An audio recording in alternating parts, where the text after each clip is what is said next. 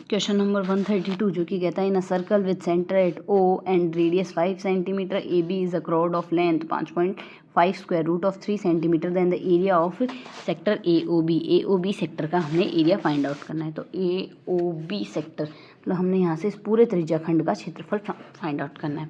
तो क्वेश्चन के अकॉर्डिंग अगर हम यहाँ से देखें पूरे AB भुजा की लंबाई दी गई है। AB भुजा की लंबाई अगर हम यहाँ से ये दी गई है तो हम जानते हैं O से किसी जीवा पर डाले गए लंब की लंब उस जीवा को समद्विभाजित करता है, मतलब AD और DB दोनों बराबर होगी।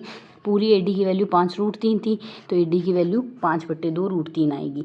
AO जो है वो हमारे पास त्रिज्या है तो त्रिज्या की वैल्यू 5 सेंटीमीटर आ गई। तो हम यहाँ से जानते हैं अब अगर हम इस त्रिभुज को काउंट करें, अब यहाँ से इस त्रिभुज में देखें, इस त्रिभुज को लेते हैं, ये D पर हमारे पास 90 डिग्री का एंगल बन रहा है यहाँ पर और AO की त्रिज्या है। तो यहाँ से अगर हम देखें तो साइन थीटा, साइन बराबर लंब बटे कर्ण आएगा।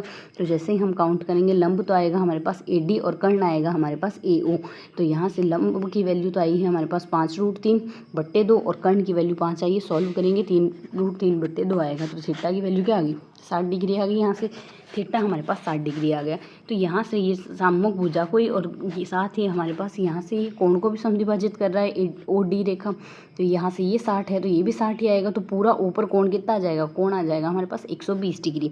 120 डिग्री का कोण आ गया। त्रिज्या खंड हमारे पास, त्रिज्या खंड का क्षेत्रफल क्या आता है? 1/2 r² थीटा। 1/2 r² की वैल्यू 5 का स्क्वायर और थीटा हमारे पास 120 डिग्री है जिसको हम 2π/3 लिख सकते हैं। तो 2π/3 आ गई हमारे पास वैल्यू। 2 से 2 इसको अगर सॉल्व करते हैं 2 से 2 कट जाएगा और साथ ही 25/3 पाई सेंटीमीटर स्क्वायर आ गया क्षेत्रफल। तो 25/3 पाई सेंटीमीटर स्क्वायर यानी फर्स्ट ऑप्शन इसका करेक्ट आंसर होगा।